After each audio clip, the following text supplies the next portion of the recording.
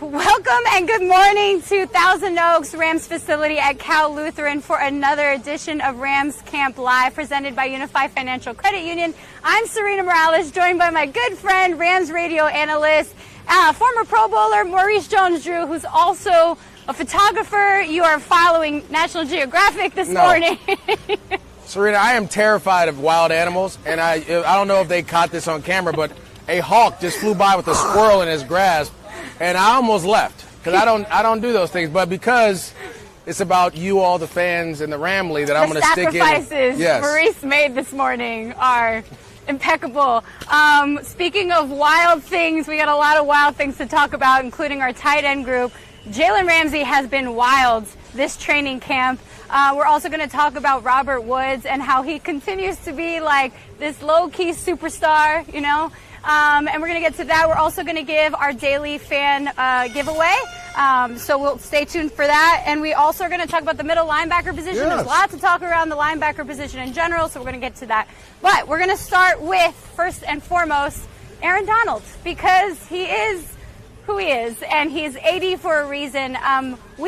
Did you watch Hard Knocks last night, or did you go see the sunset? I went to bed early last night. I didn't get a chance to watch it, but I'm going to watch it. So you got some sleep, but during Hard Knocks last night, even Jared Goff during the scrimmage on Saturday, he said, like, man, AD just got to me. There was a whole montage of Sean McVay just going, sack, sack, sack, sack. It doesn't seem like this guy is just, he keeps improving, and we're like, how? Well, you know, that's the beautiful thing about it. He gets more consistent and more efficient, and I think that's how you improve in the NFL. Yes, you're very talented, but AD consistently gets to the quarterback, and he's getting there faster and faster and faster every year. It's funny that Jared was saying that because that's what me, JB, I think everyone that was at the scrimmage was like, that's a sack, that's a sack. 2 seconds, there's a sack. 1.9, here's a sack. So he's definitely perfected his craft, and he's only getting better because he's getting more efficient at getting to the quarterback. And that's the beautiful thing about it. When you become such a transitional talent, right? Like he's literally changed the game from that position, at the three technique position, that, you know, the way you get better is becoming more efficient with your steps, with your hands, and finding a way to get to the quarterback quicker. It seems like, every movement he makes has sort of a purpose versus they kind of showed that too. One of the safeties that's new to our team, he was talking about Juju Hughes. He was talking about, like, hey, I've got to, like, I'm wasting this movement, which is so crazy. But for Aaron Donald to kind of perfect that, I mean, he's obviously deserving of what he gets as far as accolades are concerned. Is there anything that he can actually improve upon? There's always room for improvement, but I think, you know, within the system, and we've heard him talk about the new system and being, you know, trying to find his way in it and understand it and kind of put his swag on it. Continue to do that. That's how you get better. You know, there's some times where you can, like, go behind the block and get a tackle for loss. There's other times where you got to be in front, sacrifice a little bit so your teammate can come up and make that tackle for loss. So I think just understanding that, and, you know, again, it's all about efficiency in this league. And you talk about movements. I remember when I was playing, that's all I was working on, was trying to be as efficient with my cuts, my decisions, my vision as possible. Because when you're efficient, that means you're a step or two ahead of the person that you're going against. And so for ADs, as long as he can continue to be efficient, I think he'll continue to get after these guards and tackles and centers that are trying to block him. Get scared. All those quarterbacks out there shaking now. What just thought thrown out there? If Aaron Donald decided, I'm hanging up my cleats, I'm retiring today, would he make it first into of the all, Hall if he of would say Fame? that, I would be one of the only people to be like, hey, man, what are you doing? We're not doing that. There is no reason for that. But I get if he would, like, he would definitely be in the Hall of Fame. I think, you know, his accolades and his the way he impacts the game, it really, you know, there's not many players like that in that aspect, at his size, doing what he's been able to do year after year after year, being a two-time Defensive Player of the Year, all those things, like possibly enough for the MVP at one point. Like, he's done it from the defensive tackle position where you're getting double-teamed 70% of the time. And we were talking about this with the other day. We were talking about how he's kind of changed the way offensive line even attack the defensive line, and the two, like, now you're seeing these leaner offensive linemen because Aaron Donald's so fast. Well, I mean, you have to, in your division, you have to kind of mold to the best players in there. You see a lot of teams, defenses getting safeties at George Kittle. You're seeing a lot of guards slimming down to try to get in front and stay in front of Aaron Donald. But It's tough to do that because he's a special player. All you have to do is try to get the best guard possible to do the best he can and then help out with a running back or a tackle or a center. Say a prayer. You mentioned George Kittle, so we'll talk about tight ends now. Overall, this group, how do you see them helping offensively with Jared Goff, but also, blocking as well as being an option for Jared out there? Well, I think it's their job now, as long as, when Jared got the contract and he became this big time, got paid, and then Todd Gurley leaves, and everybody says the pressure is on Jared Goff, and yes, rightfully so it is. But I think this tight end position as a whole, they have to step up their play. Yeah. Tyler Higbee has to continue on what he did last year. Gerald Everett has to continue to grow and be that athlete, that guy that can move around, catch the ball, block. They have to impact the game in multiple facets of multiple ways. So, one, blocking, run blocking. You have to be a dominant run blocker, every last one of them. Impacting in the passing game. Yeah. Right? Just being there where you're supposed to be and be that outlet or that number one option for Jared. And then secondly, as a leader. All these guys came in within the same couple years, yeah, right? You're right. I want to say Jared was drafted with Higbee. Yep. It's time for you now to step up and be that leader consistently, and that voice in the offense room saying, hey, this is not good enough. This is what we need to do to get better, all those different things. And if you do those things, that is how this tight end group is going to impact this offense, because they have to, right? To be honest, they've probably been here longer than everyone. Yeah. If you think about it, Jared and Higbee have been here longer than most of the guys. Right. Right. And then so as long as you continue to help and support and do the little things, blocking, getting in the trenches, blocking, catching the ball, great run after catch, just impacting the game, pass blocking, getting in front of guys, helping out. You have to do the little things, and that's how they're going to impact this game and help this offense get to the next level, because you have some younger players playing some pivotal roles. Yeah. That is the one position that I would say besides quarterback that they're in that year 3 to 4, 4 to 5 where they can, impact the game in a big way. We talk a lot about Tyler Higbee because of his success towards the end of last season, but a guy like Gerald Everett, came back from an injury this season. Wes Phillips actually said, he's one of the best players, athletic players I've ever coached. Where do you see him kind of coming back into the groove of things? It's so funny watching him. I want to say he was at Alabama State, right? Or Alabama State. He was Alabama State or South Alabama State. It was one of the two. I forget. But in Alabama. He was a receiver. Right? He was a big-time receiver. He was a big slot receiver out of there. That's where you're going to utilize him. Put him in those positions to get one-on-one on linebackers, run option routes, run different routes on guys, and use his athleticism. South Alabama. That's right there it is, South Alabama. So if he can go out there and continue to be that mismatch, because tight ends are the number one mismatch personnel or position in football, if he can continue to be that mismatch, similar to the way he was against the Kansas City Chiefs, with the game on the line, you throw a go ball to him, right? He catches it, ends the game. You want to see more of that, you want him to be more consistent. You're going to hear that theme as we talk about the Rams, consistency. Yeah. You have a lot of young, talented players. They just have to be more consistent. Yeah. We've seen them flash. Now it's time to see it every play in and play out. For sure. And then going back to, Higbee, I kind of have seen, to your point, him kind of progress into a leader. He's definitely taking Bryson Hopkins, one of our drafted tight ends, under his arm, kind of looking out for him, pressuring him a little bit. Can he, from last year, pick up that success and kind of go straight into the season, you think? Well, I definitely think he can, and that's the one role that a lot of people don't understand. When you become a leader, it's not just about you. You have to still perform at a high level when you're on the field, but you also have to bring everyone with you. You have to challenge everyone with you. It was something that in my career I was learning, and I struggled with early on because I wasn't used to that. Like, I remember being a leader in college and just like, look, we're all going to work out together. We're all going to do this. But when you get to the NFL, it's a little bit different because that is your competition. And so you have to, feel not only with yourself. You have to be super comfortable being uncomfortable. You got to be helping your competition try to take your job because that's what's better for the team. And so it's a dynamic, but a lot of these younger guys, they see it differently. The game is completely different than when I played, which is nice. And you're starting to see a lot of guys talk, which we haven't seen before in some of the past training camps. Different guys didn't talk to different guys, but you're seeing more of a team atmosphere. Guys is always trying to coach and help each other get better, which is nice to see. That's championship mentality. You said talking. The guy that talks the most, Jalen Ramsey, number 20. Lockdown corner for a reason. He has had a really impressive camp. Sean McVay said yesterday during his press conference, he's been unbelievable. He's so incredible. It's funny because he's the second best player on that defense, right? So like as great as he is, you have Aaron Donald in front of him, but I think that's what's going to keep pushing him to be better because he is a phenomenal player. Yeah. Listen, when the Jacksonville Jaguars drafted him, I got a chance to stand next to him and interview him. Looking at him like, dude, you play corner, you're a big dude, he's right? a big guy. But on top of that, he's athletic. Yeah. Obviously, the pick yesterday, he's done some really good things. And I think him and Aaron are probably the best pass rusher corner combo or coverage combo in the league. Yeah. But the thing about it is when you have a guy so good like that, you have to find a way to keep motivating yourself, right? And that's where Aaron Donald comes in. You see Aaron Donald every day putting in this work. You have to do it. Yeah. And so it's going to keep driving him to be better. And then the other part is... What's up, Malcolm? What's up, guys? Got the running other back part here. is... no, bro, you can come on. You Listen, can come hang out. It's fine. The other part is when you talk about Jalen, it's how he's helping the other guys.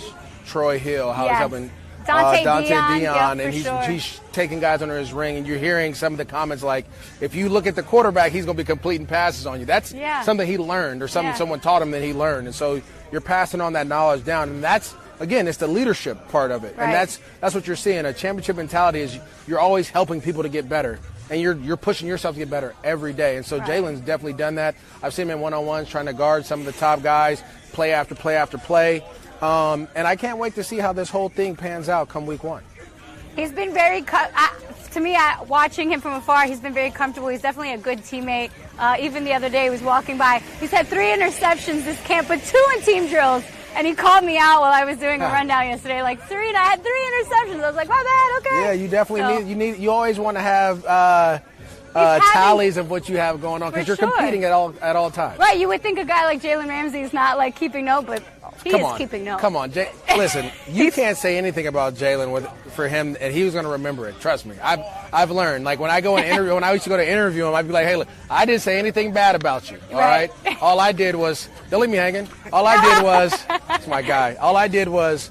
Jock McClendon, guys. Talk. A quick story. Can I tell the story? Yeah. Jock was one of my offensive linemen in Jacksonville when we were together. So it's my guy. It's always good. It's always good to see people that you played with. To your point, that team camaraderie hangs on for years and years to come.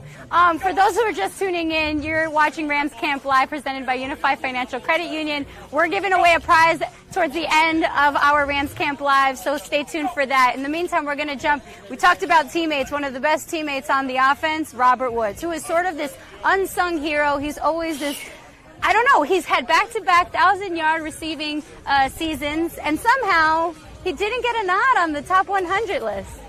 You know what? It's hard to understand why. Robert Woods is probably top 10 receiver. I mean, route runner, blocks, runs the ball. He does everything. And I think a lot of people, the system gets more credit than the players in the system, if that makes sense. So because Sean McVay gets a lot of attention, Robert Woods is going to lose a little bit of that, even though he's been the most consistent guy since he's been here. The most consistent. I mean, doesn't miss games when he's playing. He's performing at a high level. He doesn't complain when he's not getting the ball. If you want him to carry the ball, he'll do that. We called him cut on a dime at one point because he was getting like 5 or 6 carries a game. But his route running ability, and the one thing that I always talk about when it comes to receivers, because not many of them do it, he's willing to sacrifice his body in both the running game and the passing game, blocking game for his teammates. There's a lot of guys that won't do that. Like, he throws his body in there. Some guys just go in there and like stalk block, put their hands up, but he's willing to go in there and try to remove that safety out of the box to help his teammates. And again, it's about being unselfish, and he'll get that recognition when the time comes. I mean, he's doing it so much. He's got Jared Goff blocking in a game last season. Why not? Hey, everybody got to do it. Everyone's got to do it. I think Robert Woods has also had a very successful training camp so far. Yesterday, actually, Jared and Robert Woods connected on a few passes with double coverage. So keep an eye open for Robert Woods because he is, I think, an unsung hero here on the Rams. I mean, I wouldn't even say keep an eye open. He's going to do his job. He's going to show up every day of the week. He had 2 touchdowns last year, which was an unprecedented, unlike Robert Woods' season. But with that, I thought last year was an unprecedented season for the Rams in general, right? Just a lot of things were going on, injuries. Just things didn't go the way they wanted to, but this is a great opportunity to kind of bounce back and get back to those things with some guys not being here and guys being back healthy again. Yeah. I think the biggest conversation that has kind of circled around the Rams training camp is really how are they going to figure out the middle linebacker position? You can talk about the offensive line, Jared, da-da-da, but really that's sort of the spot where we're like, we're not actually sure who's going to start, who's going to step up. You got Micah Kaiser, who's coming back from that pec injury last season. That dude had he led the ACC in tackles 3 straight seasons at UVA. You got a guy like Micah. So far, actually, John Johnson kind of sung his praises, saying, like, watch out for that kid. But they're both coming back from injury. Yeah, again, it's hard to replace Corey Littleton because of his athleticism and what he was able to do. You get an undrafted guy who could cover tight ends and receivers and still play the run and do those things. Yeah. It's always going to be tough to do that. I think Micah Kaiser is a different type of player. He's going to be more your downhill, smash mouth guy. Okay. And that's going to work well against certain teams like Seattle, San Fran in your division. I think it would have worked well going against the Pittsburgh Steelers and their downhill, like that blue-collar AFC North, the Baltimore Ravens type of mentality. But when you're playing the Arizona Cardinals, the Houston Texans team that like to spread the ball out, the Kansas City Chiefs, you need guys like Trayvon Howard, who's going to come in and be able to cover those guys. Athletic. We saw last year in that Cowboys preseason game him running around on special teams. He did special teams last year, but in that game he played really some really quality reps at linebacker, and that's huge. Troy Reader's another guy that stepped in and made some plays throughout the season. Another guy that you wouldn't expect, but he came in and really impacted the game, and you expect those guys to continue to make those steps. And last but not least is Kenny Young out of UCLA. You got to rep your guy, man. I got to because, he's a Bruin. I think, being traded from Baltimore here, he had to kind of learn a little bit. He's trying to figure out where he belongs, but he's another athletic guy who can run and cover and tackle and move. He's going to definitely impact on special teams, but you need to see, out of all these guys, you need to see them be able to continue to make plays. Yeah. Again, I said it so many times, it's consistency in your play. Every last one of them is flash. Some flash more than others. But you want to continue to be consistent. I think that's why Micah Kaiser is getting his praises sung, is because he's consistently where he's supposed to be at all times. Yeah. Right? If you're supposed to be in the A-gap, be in the A-gap. If you're supposed to be covering just do your job. Don't be where you're supposed to be, and that's how everything works out. So, again, in certain positions, I think, the middle linebacker position is one. I think the running back position is another where you need more consistency. And when you get that, this whole thing will open up and be the way what the Rams want it to be. You probably attract more attention when you're not doing your job than when you're doing your job and no one notices you. Yeah, it's like offensive linemen. There's certain positions that are like offensive linemen. You only get called out when you don't do your job. Man. Right? But when you do your job, no one says anything about it. I was here the whole time, and for some reason, now it's a problem. It's like, man. Well, I mean, that's the thing. Like, when we were talking about the scrimmage and Aaron Donald, is like, you never really hear about the guards until Aaron Donald gets on him. And it's like, Aaron Donald had 5 sacks. Who's he going against? Oh, this guy. It's like, then you get that recognition that you don't want. So I think, again, middle linebacker, especially in this defense, is more like that. You just have to do your job consistently, let the playmakers around you and in front of you go to work. Is there a trait, like one quality, I know you say consistency, but something that you could apply for the middle linebacker position for the Rams that would lead to success?